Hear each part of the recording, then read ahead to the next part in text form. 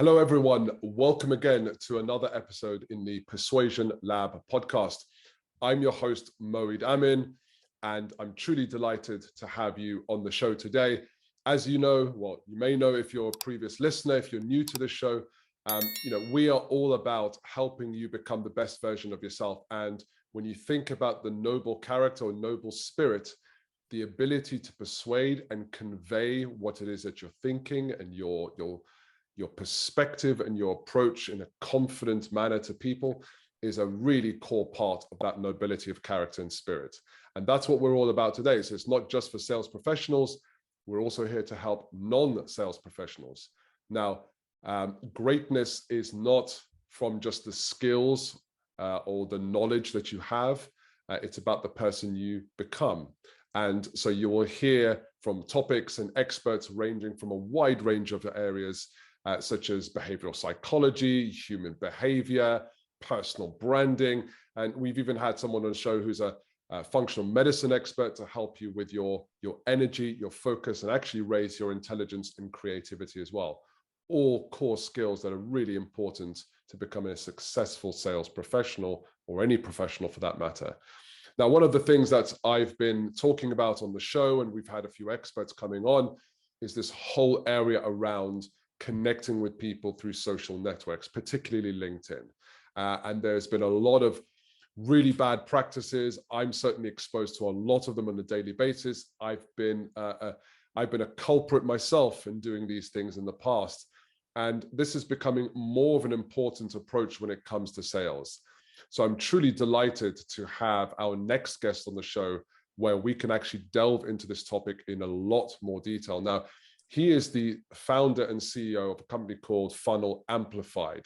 And essentially, he helps founders and sales professionals communicate and connect with people without the all too frequent now spammy, impersonal, and templated approaches.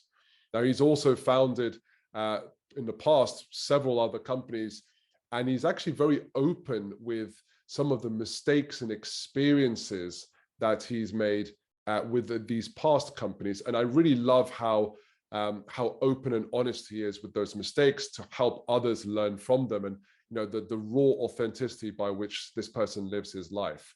So please help me welcome someone who also shares some tragic kind of dad jokes on LinkedIn, probably because he's a father of 5 children. Mr. Brandon Lee. Brandon, welcome to the show. Moe, thank you so much. Yes, the tragically bad dad jokes is just part of the many bad talents that I have. Yes. Maybe I shouldn't have said they were bad, but I actually find them bad. I'm a father myself. I've been exposed to these bad jokes several times from others as well. Yes. And you know what? I think people take themselves a bit too seriously on LinkedIn. Yes. And I think we have to remember that we are human at the end of the day, and we enjoy humor. And exactly. we enjoy, and it's a part of who we are. So we're certainly not robots. So I actually enjoy reading them. But so yeah, well, good. Well, let me know this coming or tomorrow. Let me know what you think of the one I'm doing tomorrow. I'm pushing the limits a little bit tomorrow on my dad joke, I usually do my dad jokes on Friday. You want to preview? Yeah, go for it, okay. Please. Yeah, so hopefully I don't push the limits too hard, but I told my 9-year-old, I said, hey, Zoe, you shouldn't hold your toots in. I know I'm crossing the line, especially with the British audience. These Americans were crude. I said, you shouldn't hold your toots in. And she's like, well, why? I said, well, it's not good for you. And she said, why? And I said, well, that's where all your crappy ideas come from. Your body absorbs it back up and it goes to your brain, and that's where your crappy ideas come from. Oh man. Bad. Oh man. Bad. Oh man. Yes. But that's what makes it so entertaining, because like I said, people just take themselves way too. That one I think is one of your top tragic ones, I have to say. I really like that one. I really like that one. My goal is always an eye roll and a head shake. And so if I get those, then good dad joke. Well, anyone watching the videos here, you probably got one of those for sure. Good. So that's what made you, I'm really intrigued before we talk about social selling, etc. What made you decide to share dad jokes? That's a good question. So I enjoy the puns, and I love humor overall. And I found that with our 5 kids, it was a way that I was able to connect with them. Not the only way, but it was a way to connect. Like, they've got these things throughout their childhood that they know are just kind of dad's things. Like whenever they drive by a cemetery, they will probably tell their friends, oh yeah, every time we drive by a cemetery, my dad will go, oh, hey guys, look at that place. People are dying to get in there. Oh, wow. Right. Yeah. It's awful, but it creates culture, right? It creates connection. And I've really always been about my personal leadership. You and I shared this, and I am very open about it. My pretty rough childhood, not a great relationship with an abusive dad. And so for me, coming into adulthood, I knew I desperately wanted to make changes in my life. And part of that was all about my own personal leadership. And what I learned with that is we have the ability to create culture. Culture isn't just a company thing. We have family culture. You have culture based on your personality, based on the way you show up in people's lives. And so those are things that were very intentional for me. As being a dad and being a husband, it wasn't, they're corny, they're funny, they make my kids roll their eyes. But for me, it gave me something that my kids knew me by, connected with me by, and it was kind of one of our things, to a point now where my adult kids, if they hear a funny dad joke, and my son-in-law, what they do is they share it with me. Right? They think of me when it comes to those things. And so it's a place that we can connect. So I hope that makes sense and resonates. But you're a dad. We need to find ways that we can stay connected to our kids as they mature through different stages of life. And stupid jokes was one of the ones that stuck. I mean, that really resonates with me because I really admire how, I often say life is actually just a brain chemistry experience, right? And I don't want to go into too much detail, but suffice to say that there's no such thing as color, sound, or even beauty in this world without our body, right? It's our eyes, it's our brain, it's our sensory organs that actually take those things in and make it heaven on earth. And, too often, and myself included, right, we all have a past, and we can either live in that past and it controls us, or we can treat it as a learning situation that can change us for the better, and we can create something beautiful out of that past. And the fact that you've done that, I mean, it's just hugely admirable. So that really resonated with me. And you talked about culture, and I think we're going to probably talk about that in the kind of social selling context, but you're absolutely right. Culture is a way of connection. It's a way of understanding. So, the fact that, I mean, and it certainly helps you stand out for sure. I mean, I don't think you did that for that reason, but it certainly created more of a connection whenever I read those dad jokes. So I love the fact that you do it. Let me add on to that then. So the reason I started with dad jokes was about my kids and everything I just shared. But when I started looking at how I wanted to show up in LinkedIn, what I saw is, and across social media, so I'm on TikTok, I'm on Instagram, I'm on Facebook, I'm on Twitter. I don't do as much on Twitter, but I'm there. But everybody shows up with their serious face, and especially in LinkedIn, here's my title, here's what I do, here's my resume, here's my experience. And I've never shown up that way in my life. At least I've tried not to show up that way. Life, business, as you said, without our eyes, there is no color. I've always tried to show up first and foremost as the human being that I am. And then everything else kind of comes around that. And so when I wanted to show up in, pre-LinkedIn for me, in a boardroom, in a meeting, whatever, I was always personal. I was always human. And because I've loved humor my whole life, I always liked good humor. not a sarcastic humor, not humor at other people's expense, but humor that everybody can they could roll their eyes and not agree with, or they can laugh at, but it's not at someone else's expense. And I found that when you can do that, there's immediate connection, right? And I want to connect with people. I mean, all of this is about connection. So the fact that my headline is "I love dad jokes," it helps me connect with people, because I get strangers that will send me messages and go, "Oh my gosh, I saw you love dad jokes. Here's my favorite." It's a place that we can connect and bond with people, no matter what country they're in, no matter what their background is. Comedy is one of those things that does that. And I love that part. And that's why I like being known. So every Friday, I post a dad joke. And what's happened over time too is people know me for it. And so when they see dad jokes, they tag me. Or I just, like a couple days ago, I had somebody I know that there was a post that was about comedy, and somebody had said, "Okay, everybody, who are the funniest people you know on LinkedIn?" And I got tagged in it. And through that, I connected with 4 or 5 new people that I'm connections with now, who I didn't even know existed. They didn't know I existed, and now we're connected.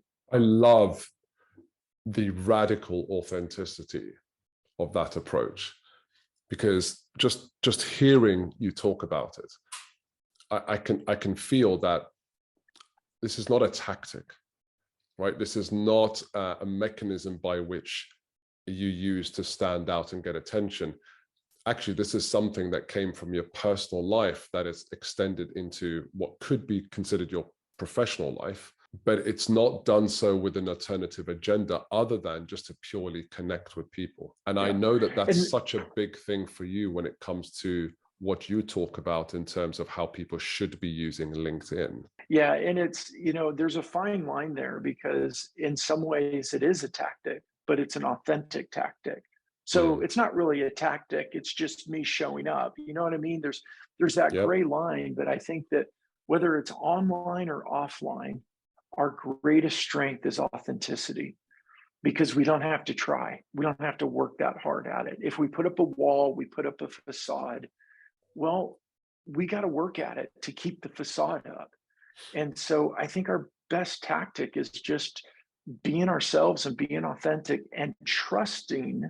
And this is where it's really hard for people, trusting that if I am fully myself in this world, that I'm going to create community around me. I'm not for everyone. There's people out there that look at my stuff and they go, "What an idiot." And that's okay, because there's enough people out there that will be drawn to me because I'm fully myself, and I will be drawn to them, and I can do business. I can provide for my family.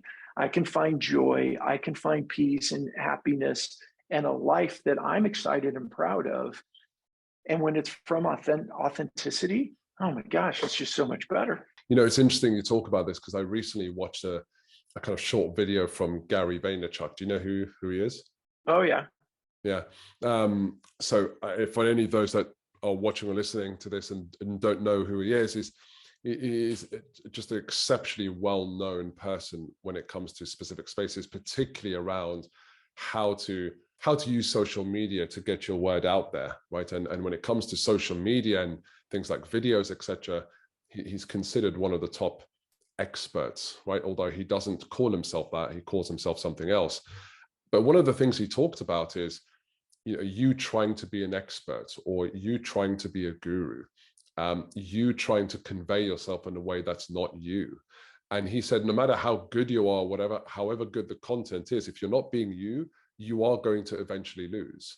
And if being yourself, in some ways it's courage, but making that conscious decision to be yourself, you've already won, because it's beautiful to be you, and only you can be you in the best way possible.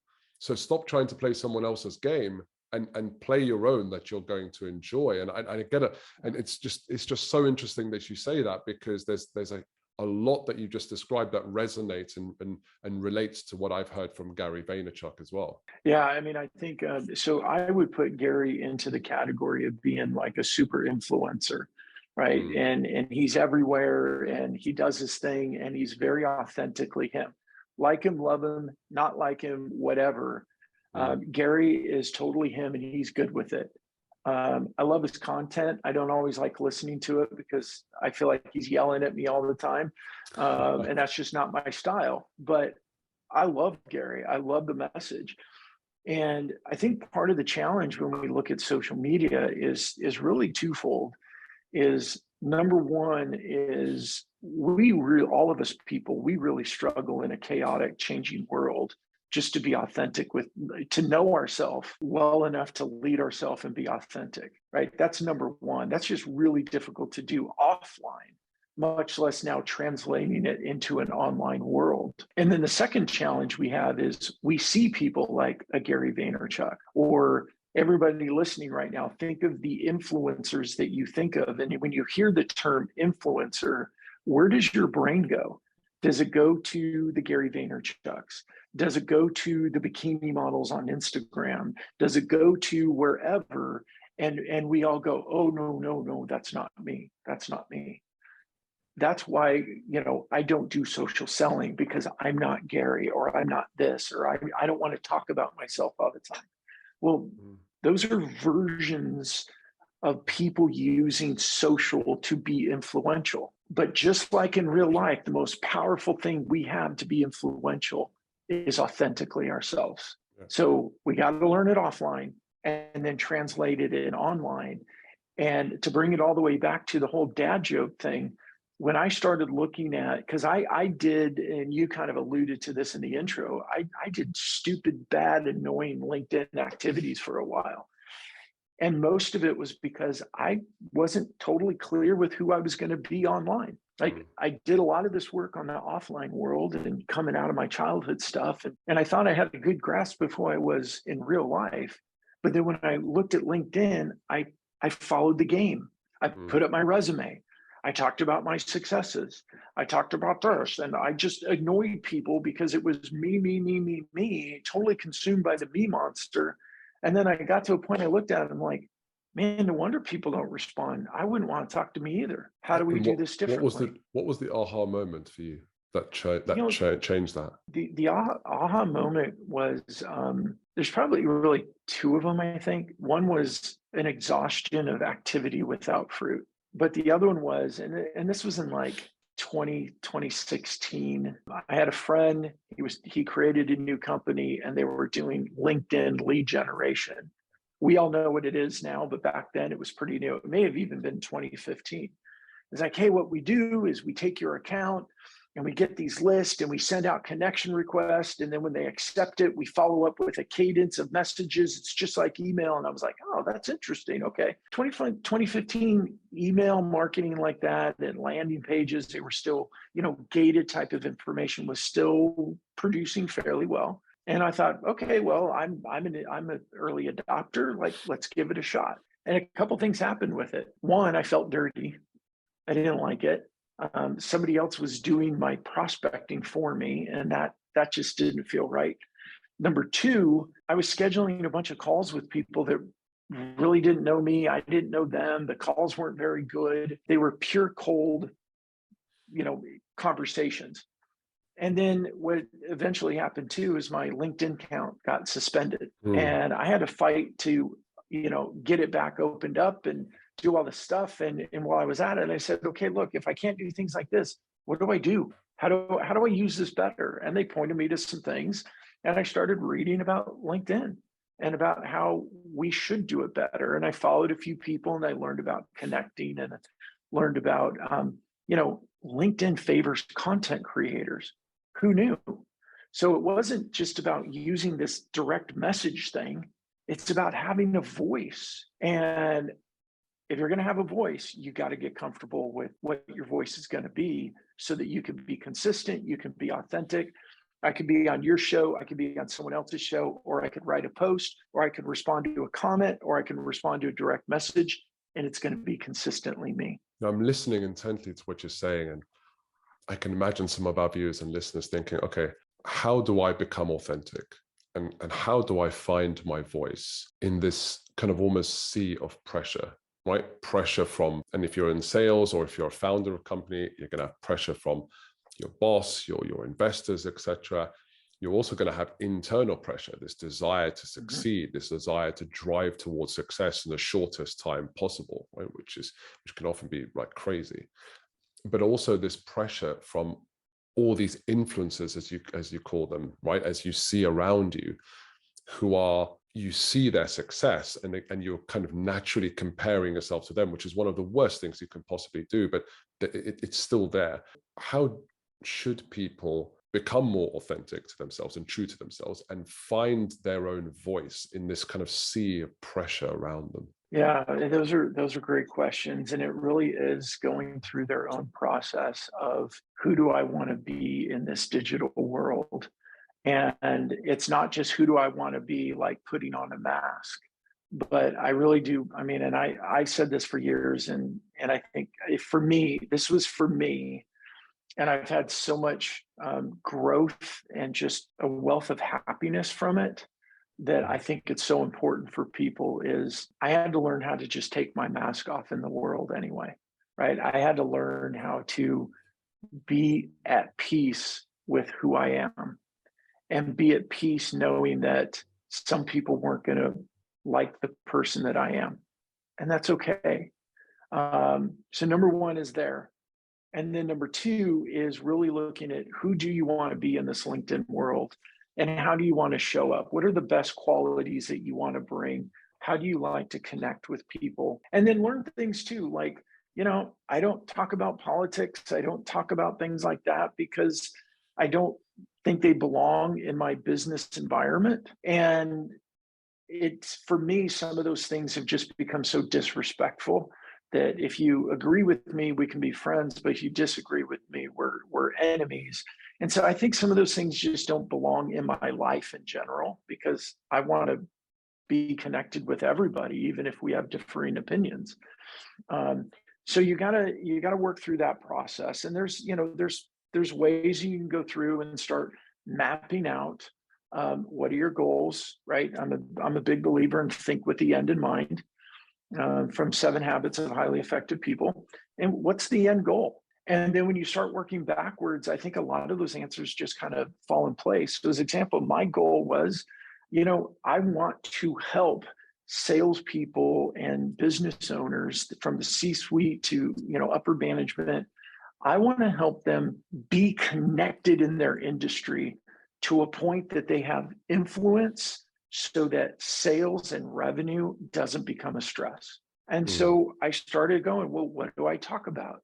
How do I be? Who are they? And therefore, most of my posts have nothing to do with me, unless they're like funny ones. Like today, I just very authentically was like, I was texting, and I'll get back to this, but yesterday my mom just had a surgery and I was texting her, and I was in a hurry. And I texted something in response to, hey, just, rest well and let time do its thing, or let time do its work. And I typoed and I said, let donuts. That's what I wrote. And I sent it to her. And my mom replies, poor thing, she's in bed. She just had surgery. She replies with a question mark going, huh? And I had to fix it, right? So my post today was basically about that. I'm like, okay, here's my dilemma. Should I just start slowing down when I text, or should I just be okay with fixing my typos all the time? And I told the story of what happened with my mom. If I walked into the office and I had coworkers there and that had just happened and I was kind of laughing about it, I would be like, oh, boy, guess what happened to me? Guess what I just did? And I would have told you. And so I turned it into a post and I told the world, or at least the world that wants to listen to what I have to say. And what happens is people start telling their own stories. They start laughing. Oh yeah, I did this once. And all of a sudden, what are we doing? We're building community with humans. Doesn't matter what our titles are. Doesn't matter how much money we make. It doesn't matter what industry we're in. We're connecting with humans. And for me, it always goes back to things that I was told early in my career. Brandon, it's not what you know, it's who you know. And that's my approach with social. So for everybody, how do you get there? We got to take steps back. We got to think about, who do I want to be? what's really driving me to do this thing. For me, it's connection. I really enjoy connecting with people. I really enjoy learning from people. I really enjoy, as you mentioned earlier, I'm willing to share things that I've been through, good, bad, and ugly, because I think that authenticity allows us to truly connect with people. And then guess what happens from it? Business. Yeah, I'll stop there. I kind of went on a few tangents, but it really is, you've got to, I mean, please, in your real life, get comfortable with who you are and who you want to be, and put processes in place to build a culture that you want around you. And then doing that online is that much easier. But you got to just create some goals and know who you want to be, and then create systems to help you be consistent. That is so interesting, because essentially what you're saying is, don't seek to sell through LinkedIn. So we're kind of just thinking about the whole sales process. Don't seek to sell through LinkedIn. The end in mind isn't really sell. It's actually a byproduct of something else, which is seek to make a genuine connection with someone. That's why that's exactly. why, I knew you were going to ask me a question around, why do I say social selling sucks? And it's because we got to take the selling out of it. So here's a story. I was at a networking event. There was 5 of us standing around in a circle. We all had a cocktail in our hand. We're chatting like you do at a networking event, talking about traffic to get there. We were talking about the weather. Maybe we were talking about sport, but we were just kind of chatting to get to know each other. And this woman came into the group, and she kind of like parted 2 people. She was kind of short, kind of parted 2 people. And she goes, "Oh, excuse me, I don't mean to interrupt." Like, yeah, that's exactly what you meant to do. And she had a stack of her business cards, and she kind of like went around the circle, and she said, "I'm so-and-so, I work for this company, and this is what we do, and da-da-da. And so if you ever think of this, please think of me." And she put a card in everybody's hand. And then she goes, "Okay, sorry, I really didn't mean to interrupt." And she walked out, and we all just sat there like kind of dumbfounded, going, what the hell was that all about? Right? So here's what happened. We were just connecting with people. We were in that early stage of getting to know somebody. That's what you talk about. And she came in and pitched. She came in, took over the conversation, made it about her, pitched, gave us all business cards, and then left. There was no connection. There was no relationship attempt. It was all about her and all about a pitch. And she left, and the character that I am, I went, well, that sucked. And I put my hand out with my card, and I go, anyone else want to put this in the circular file? And everybody put her business card in my hand, and I turned around and I threw it in the trash. I didn't mean to be rude, but the reality for me is, anybody that thinks that style is okay is probably not somebody I'm going to do business with. And the reality is, most buyers today don't want to do business with people that way, because they don't have to. And that's interesting when you say they don't have to. Is that because there's just so much choice now, or is it something else? The power shifted.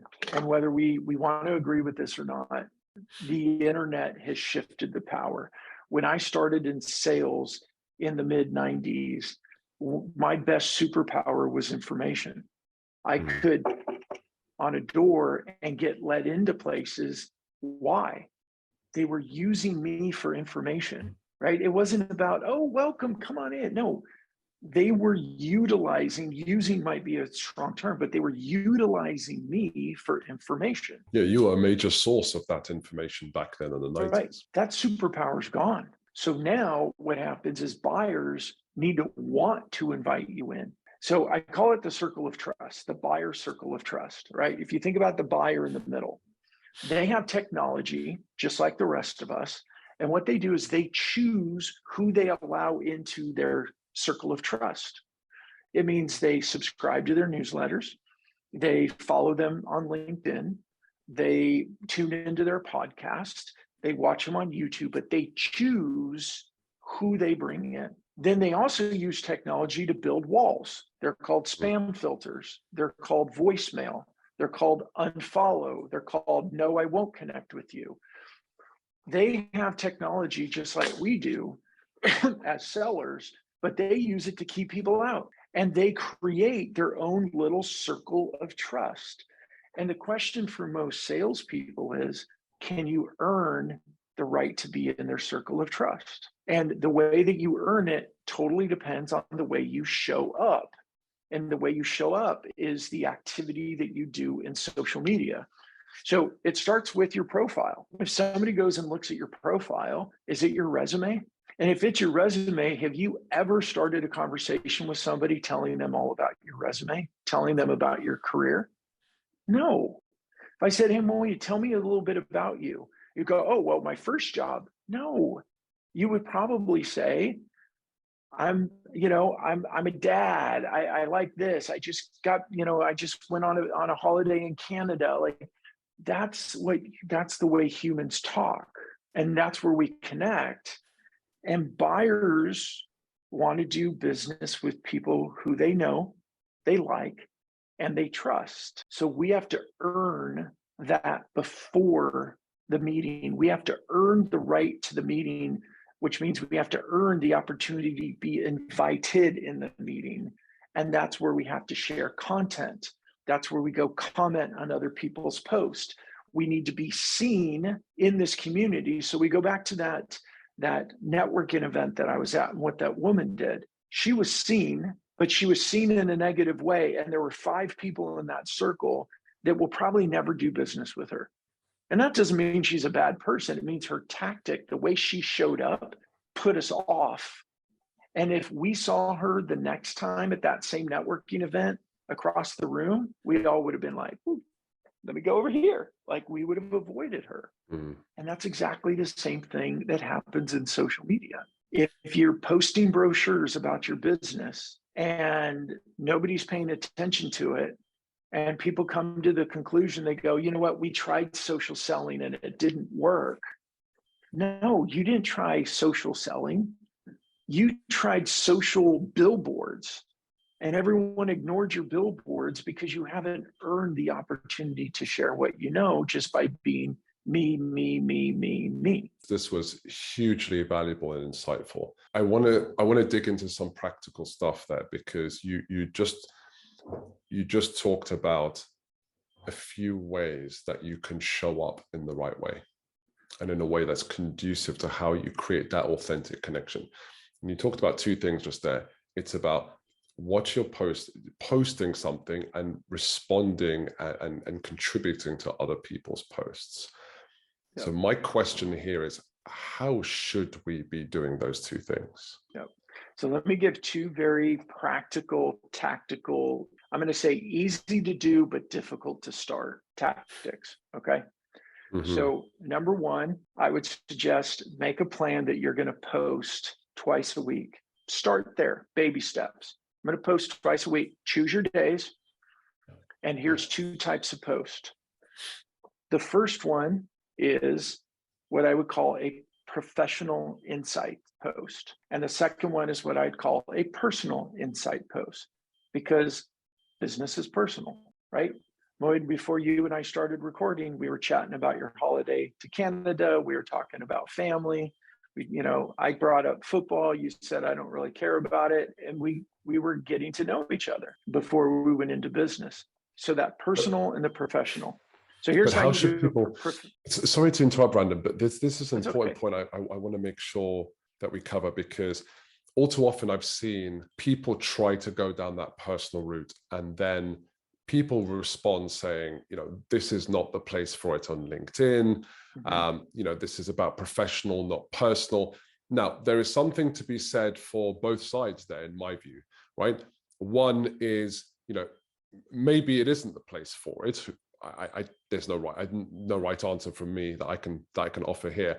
But there's also the other side of, was that personal post actually, was it the right post, right? Was it appropriate, right? So there's also something appropriate to be said for about who, and that's the question I want to ask you.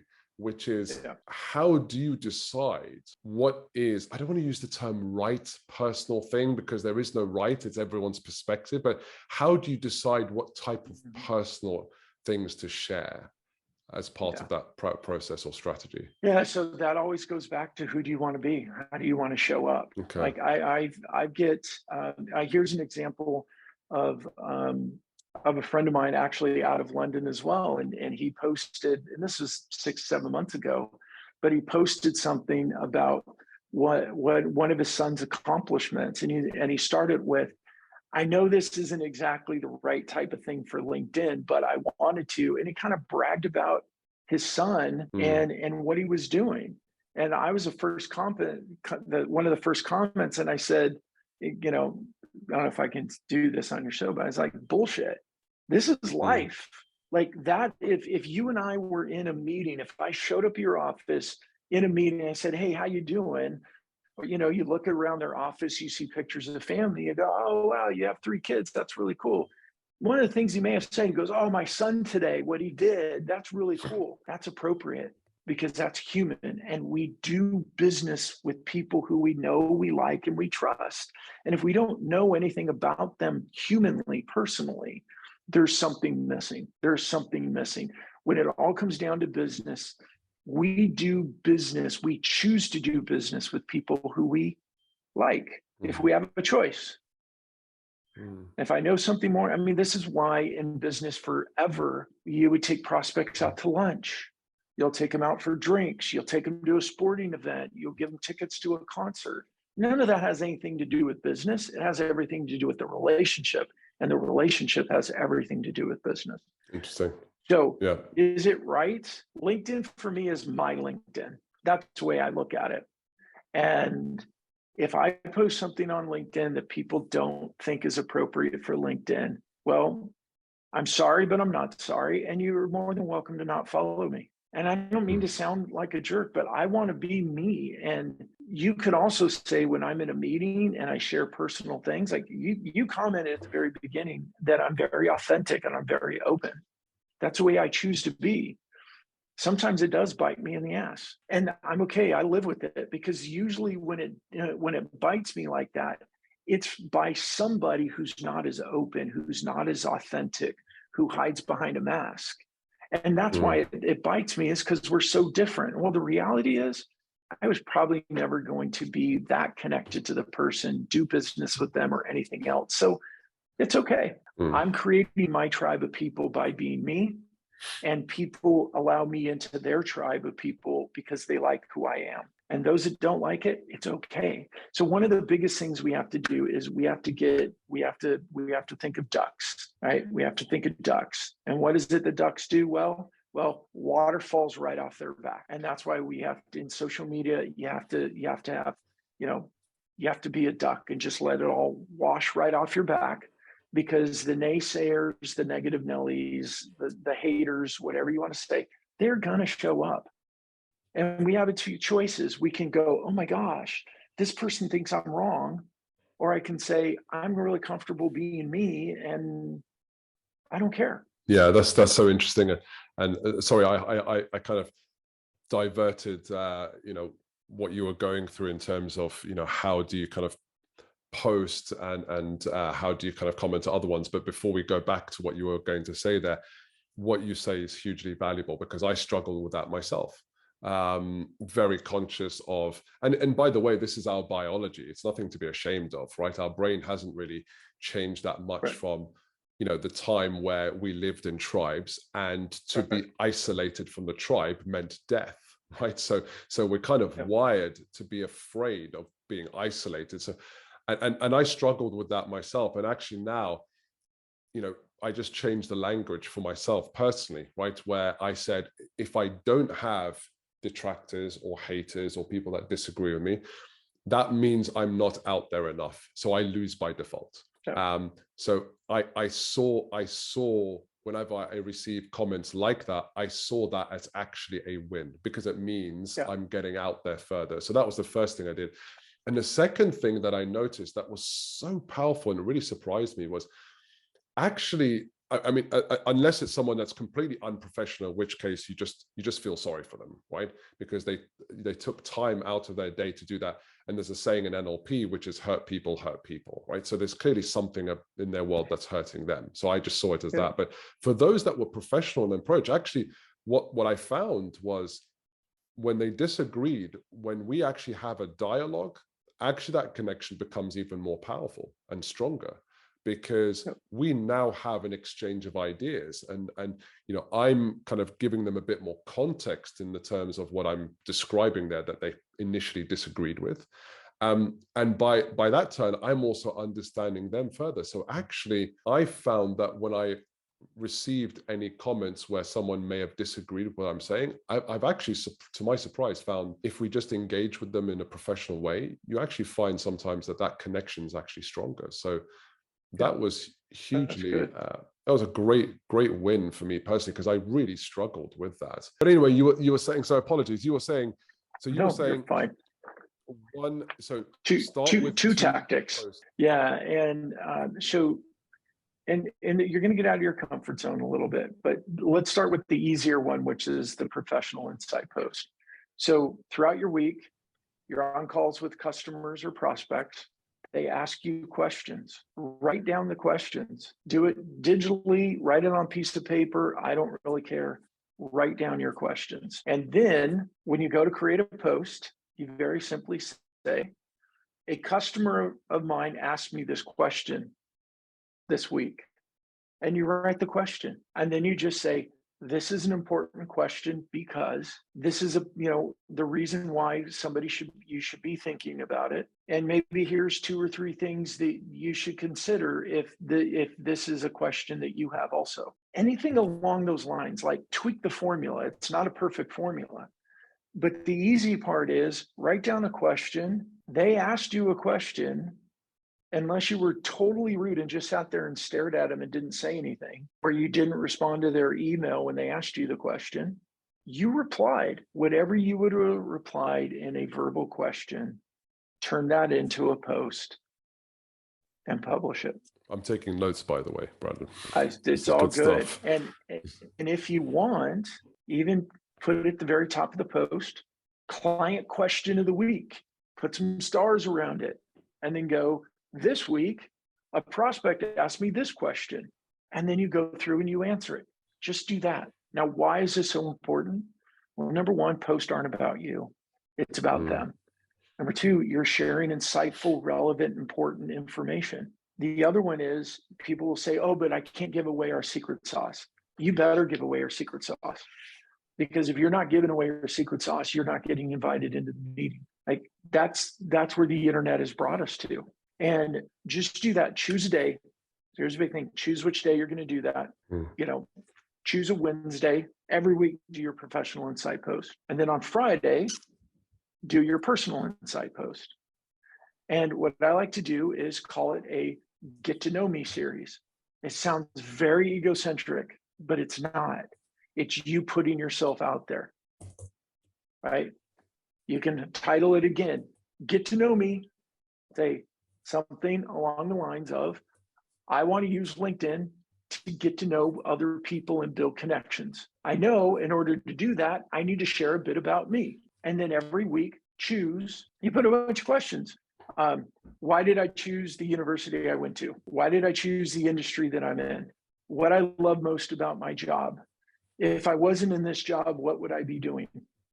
My dream vacation would be just things like that. And here's why. If I was in a dinner meeting or a lunch meeting with a customer or a prospect, 90 to 95% of that conversation is not going to be about work. It's going to be about life. It's going to be about family. It's going to be about personal dreams, goals, plans. Oh, you had a vacation, you had a holiday a few weeks ago. Where did you go? What did you do? Oh, you know what? My family and I, we have been planning this for years or so. Like, that's the way we connect with people. So do that on Fridays, do your professional insight post on Wednesdays, commit to doing it for 2 months, a month if you think I'm crazy, but commit to doing it and watch what happens. There's a next step, which, gets you a little bit more advanced. But the next step is commit to going and commenting on other people's posts. Carve out 30 minutes a day. Choose 20 people who you want to get to know and go look at their post activity and comment on posts that they've either liked, commented, or published themselves. Because a digital conversation has got to be just that. It's got to be a dyadic conversation. It's got to be a back and forth. And then what happens when you do that too is it hacks the algorithm. It starts putting your post in front of more people and all that. But you got to start here with your own post, and then you go out there and comment on others. But those are the two pieces I would say is to start with: professional insight post, personal insight post. Be consistent the same day every week and commit to doing it for at least 8 weeks. And if you don't like it at the end of it, you can call me and tell me that I'm stupid. I doubt anyone's going to do that because it works. And I've seen it for myself. I've seen it for others. One point that you just said, I want to get clarity on. You said something about the algorithm there. So are you saying that if you comment on other people's posts and you do so regularly, that actually tells the algorithm to push your post further out to more people? So think about what's LinkedIn's goal, right? LinkedIn's goal is more people in LinkedIn. What gets more people in LinkedIn? Well, content. And content is either a post or it's comments. That's the whole reason why LinkedIn sends notifications to everybody when something happens, right? Hey, Moeed commented on a post that you commented on. Well, they send me emails. Why does LinkedIn do that? They want me going back in. And so the more active we are in LinkedIn, posting and commenting, the algorithm,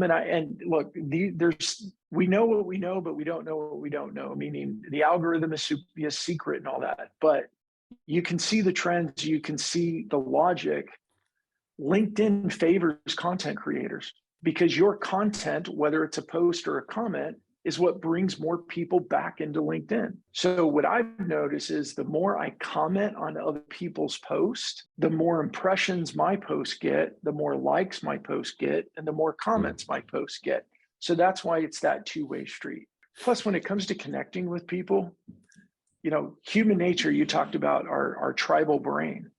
When somebody gets the courage to post, their biggest fear is nobody's going to listen. Nobody's going to care. So if you're the person that comes along and comments, you're a hero. They like you more, they're connected with, unless you come on and you're a hater that comments, but you go and you comment, you validated their effort.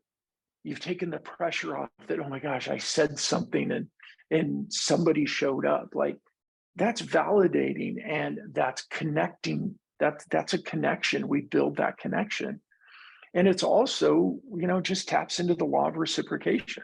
When they see your post, they're going to reciprocate. So it just builds that activity. Yeah, this is hugely, hugely interesting. Gosh, I would love to sit and talk about this for so much longer. I'm conscious of time, but there is one question I want to get out before we kind of ask a couple of questions that I ask every guest that joins us, which is, it sounds as if it seems abundantly clear that LinkedIn has its place within your, let's call it your outbound portfolio. And a lot of people treat LinkedIn similarly to how they treat email or cold calling, which is high intensity, talk to or communicate with as many people as possible in order to achieve quick results. But the way that you're talking about LinkedIn is the complete opposite. It's something that's going to take time. It's probably something that you're going to reserve for those people that you truly want to connect with. Have I understood that and described that correctly, or would you say it in a different way? I would say it's slightly different, but you're definitely on track. I think, go back to the example of that networking event and the woman's activities versus the rest of our activities. I think for anybody listening, think about the way you perceive networking events. Do you go there to connect with people? Do you go there to build relationships, or do you go there to try and sell anything you can and accomplish your goals? That's the way people are going to show up in LinkedIn. So I perceive LinkedIn more like a networking event. It's just 24 hours a day, global networking event. And I like to show up in networking events to try and connect, because we know if we try to sell too soon, we push people away in a live event. But one of the biggest mistakes people have made with LinkedIn is they just forgot that there's like real people on the other side of the screen. And they just go in like a bull in a china shop, and they try to just tell everybody about themselves and what they do. And here's my calendar link, and let's get on because I'm going to change your life. And nobody wants to be sold that way. Yeah, it works sometimes when you have just the right timing or something. But overall, I see LinkedIn as the networking event. And it's not just for the 20 or 30 people that I really want to connect with. I want to build as much influence and connection as I can, because again, it's not what we know, it's who we know. And opportunities come from relationships. Relationships come through a series of conversations. And LinkedIn is just a way to have conversations at scale. That was really eloquently described. Thank you for that. Thank you. It's been, you know, I've really enjoyed this conversation, Brandon, and it's been such a privilege to have you on the show. You know, I've learned a lot. I've taken a ton of notes, and you know, I really hope that our viewers and listeners really kind of listen to what you had to say really deeply here. Couple of questions that I would like to ask you, which I ask all of our guests when they join the show. So the first one is, you know, what 3 books or people that you admire would you recommend that our viewers and listeners go out and buy or follow? Yeah, so the first thing I'd say, it just goes back to the very beginning of our conversation. There's been a lot of books and a lot of people that have been very influential in my personal journey coming out of childhood trauma. But one of the books that I think is the most practical, easy, daily use for me is The 12 Invaluable Laws of Growth by John Maxwell. It's basically that our personal leadership dictates everything else in our life. If I don't grow in various areas of my life, I'm going to limit my family's growth. I'm going to limit my business growth. I'm going to limit my financial growth. I'm going to limit my relational growth. So the 12 Invaluable Laws of Growth by John Maxwell has been very instrumental. It's a book that it's on my desk all the time. So it's kind of a Bible to me for personal leadership. So that's one. I think a recent book that I think is extremely valuable is my friend Tom Burton's book called The Revenue Zone. And I love Tom's story because he was kind of a traditional sales marketing guy. He's an engineer by nature or by career, very structured. And he took on lead generation and sales from a very structured route until he, kind of hit his head on a wall and realized this isn't working. Buyers are different and we need to communicate and all that. So very timely book. I think he just published it like 6-8 months ago, but The Revenue Zone by Tom Burton. And I'd say 2 key people online. There's a few, but I'll say one for I know your audience, you're based in the UK. Alexander Lowe, who is with PA Consulting, and he's based in London. Just incredible insight and content on social selling. He's definitely worth a follow. And then on the enterprise side, my friend Carson Heady, I always do that to him. I'm so sorry. But he's an enterprise sales director at Microsoft. We did a conversation a few weeks ago about how he closed a 9-figure deal through LinkedIn. So those are some right off kind of the top of my head that I would say that currently are really relevant to me. That's hugely valuable. I haven't come across those 2 books, by the way. Those 2 individuals I hadn't come across either. So again, I've learned something new, which I love. So thank you for that, Brandon. And this is what LinkedIn does, right? Moeed, you and I, without LinkedIn, we never would have met. Absolutely. and I would never have And learned now we're from you. having these conversations, Yeah. be it on each other's shows. Like this is such the cool thing of the internet. Yeah, I couldn't agree more. How can our viewers and listeners learn more about you, connect with you, etc.? Yeah, the best way is LinkedIn. Go to LinkedIn, Brandon Lee. If you need this, the URL is Brandon Lee Digital. But find me there, and comment. Tell me that. Let me know that you heard me on with the show with Moeed, and have a chat. Like, comment, chat. If you send me a message and it's personal and human and it's connecting, I'm going to respond. If you send me a message to try and sell me something, honestly, you're probably going to get the vomit emoji as a reply. That's what I do. When somebody pitch slaps me, I just reply with the vomit emoji. And if they ask why, I say, well, you vomited on me, I vomited on you. I know it's kind of rude and crude, but I'm sick and tired of people pitch slapping me without any sort of connection or rapport. Yeah, I love that. I love that. If they want to learn about my company, so Funnel Amplified, it's funnelamplified.com. And look, here's what we're doing. We're trying to build communities of people that are using LinkedIn in this manner. And we built some technology that helps make it more efficient. There's no automation. We're not automating, we're just using technology to help individual people be more efficient. And within the community, we're community-led growth. Like, they're telling us what they need, what they want, what's working, what's not working. And then our team goes to develop, and we're giving the community what they want to help them use LinkedIn to connect with people and grow their influence. So I've had a look at it and it looks incredibly interesting. So for those people that are serious about, using LinkedIn in the right way, and I'm going to use that term right way because quite frankly, it seems like there is, and to connect with people in an authentic manner, but you want to leverage technology whilst still doing it in the right way without, as you say, templated approaches, then I'd highly encourage people to have a look at what you're showcasing on your website for sure. It's been a real pleasure having you on the show. I've learned a ton. Thank you so much. And I'm really pleased for Candice, who connected us, and for LinkedIn for making it so easy for us to connect with each other and learn from each other and build this relationship. So thank you again, Brandon, for coming on the show. Thank you so much. I'm very honored to be here and share this. And as you can tell, I'm pretty passionate and excited to talk about it. So it doesn't take much to get me to talk about it.